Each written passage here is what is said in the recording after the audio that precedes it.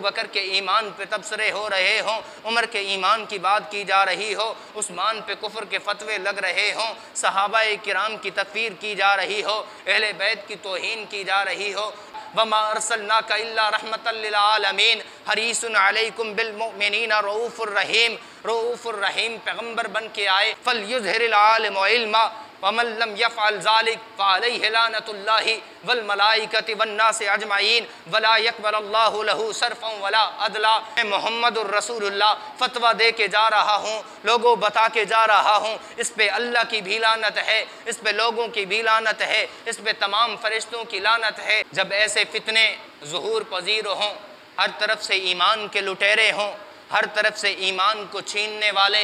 ایمان پر ڈاکہ زنی کرنے والے موجود ہوں، اس وقت وارثین نبوت، حاملین علوم نبوت، علماء دین متین کو کیا کرنا چاہیے؟ خود رسول انور صلی اللہ علیہ وسلم نے فرمایا العلماء ورثۃ الانبیاء، کہ علماء دین کے وارث ہیں، انبیاء کے وارث ہیں۔ ان وارثین علوم نبوت کی ایسے حالات کے اندر ذمہ داری کیا بنتی ہے؟ رب العالمین کے حبیب علیہ السلام ارشاد فرماتے ہیں اذا ظہرت الفتن، کہ جب فتنے ٹوٹ پڑیں، جب فتنے پھوٹ پڑیں، جب فتنے ظہور پذیر ہو جائیں، اس وقت علماء کو کیا کرنا چاہیے؟ اذا ظہرت الفتن والبدع وسب اصحابی فلیظہر العالم علما ومن لم يفعل ذلك فعليه لعنة الله والملائكة والناس اجمعین ولا يقبل الله له صرفا ولا عدلا۔ رب العالمین کے حبیب ارشاد فرماتے ہیں جب ہر طرف سے ایمان کے لٹیرے ہوں، ایمان کو لوٹنے کی کوشش کی جائے،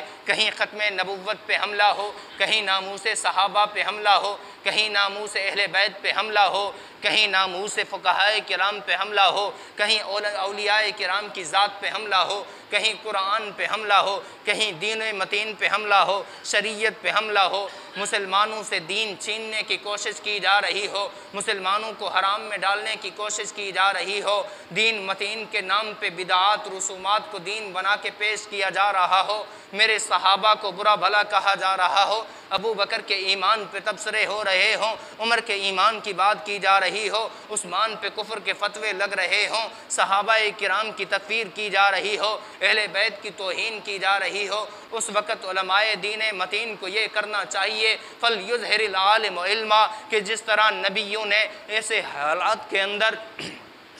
آرام کرنا اپنے اوپر حرام کر دیا تھا، وہ آرام نہیں کیا کرتے تھے، امت کی فکر کیا کرتے تھے، امت کے لیے سوچا کرتے، امت کی اصلاح کرتے، امت کی تبلیغ کرتے تھے، تو علوم نبوت کے حاملین علماء کو بھی چاہیے میدان میں نکلیں، میدان میں آ کے ان نوجوانوں کو، ان امت کو بتائیں صحیح دین کیا ہے، شریعت کیا ہے، فتنہ کیا ہے، فتنے سے کس طرح بچنا ہے۔ یہ ان کی ذمہ داری بنتی ہے کہ اگر مخالف ہے، اگر دین کا باطل کا ہے مخالف ہے، شریعت کا مخالف ہے، دین کو مٹانے کی فکر میں آیا ہے، جس صورت میں آئے، جس میدان میں آئے، جس سمت سے آئے، علماء کو اس میدان سے آنا چاہیے، علماء کو مقابلہ اس سمت سے کرنا چاہیے۔ اگر وہ تصنیف کی صورت میں آئے، کتابیں تصنیف کرے، کتابیں لکھے، جس کے اندر دین کو برا بھلا کہے، جس کے اندر دین پر اعتراض اٹھائے، تو علماء امت کی ذمہ داری بنتی ہے کتابیں لکھ کے ان کا جواب دیں۔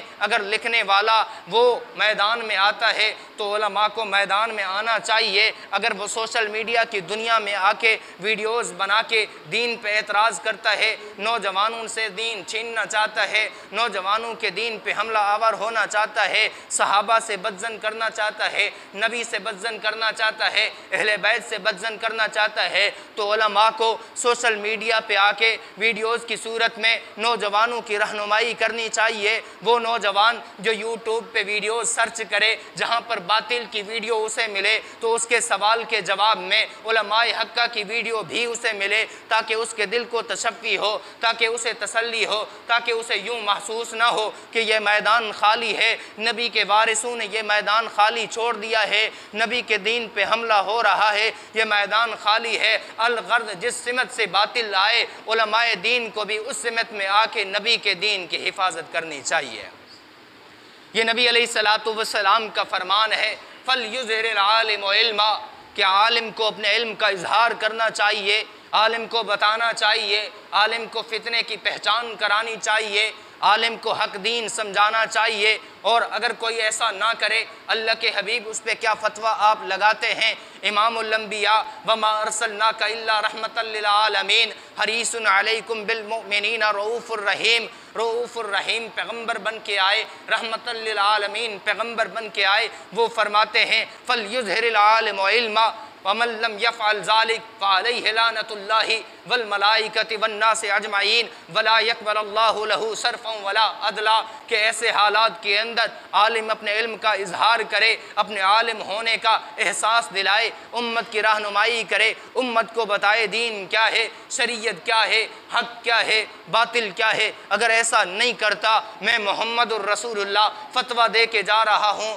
لوگوں بتا کے جا رہا ہوں، اس پہ اللہ کی بھی لعنت ہے، اس پہ لوگوں کی بھی لعنت ہے، اس پہ تمام فرشتوں کی لعنت ہے۔ اللہ اس کے فرض بھی قبول نہیں کرے گا، اللہ اس کے نفل بھی قبول نہیں کرے گا۔ علماء لکھتے ہیں وجہ یہ ہے کیونکہ یہ نبی کے دین کا وارث تھا، یہ انبیاء کا وارث تھا، جو نبی کی ذمہ داری بنتی تھی وہ اس کی ذمہ داری بنتی تھی۔ جب نبی امت کے اندر آتا ہے، امت کو صحیح دین سمجھاتا ہے، امت کو گمراہی سے بچاتا ہے، اب وارثین علوم نبوت کی ذمہ داری بنتی ہے، امت گمراہی کے دلدل میں ہو تو امت کو گمراہی سے بچائے، لیکن اس نے اپنی ذمہ داری کو بھلا دیا، یہ عیاشیوں میں لگ گیا، یہ اپنی حوث پرستی میں لگ گیا، یہ دنیا پرستی میں لگ گیا، یہ عیش پرستی میں لگ گیا، تو یہ عالم نہ رہا۔ جب عالم نہ رہا، ذمہ داری بھول گیا، جب اپنا فرض بھول گیا، اپنا منصب بھول گیا، تو رب العالمین کے حبیب نے فتویٰ دے دی کہ ایسا شخص ہے عالم کہلانے کے لائق نہیں، اس پہ اللہ کی بھی لعنت برستی ہے، فرشتوں کی بھی لعنت برستی ہے، تمام انسانوں کی لعنت برستی ہے۔ اللہ کی نظر کے اندر اتنا برا ہے کہ رب العالمین نہ اس کے فرض قبول کریں گے، نہ تہجد اور نوافل قبول کریں گے۔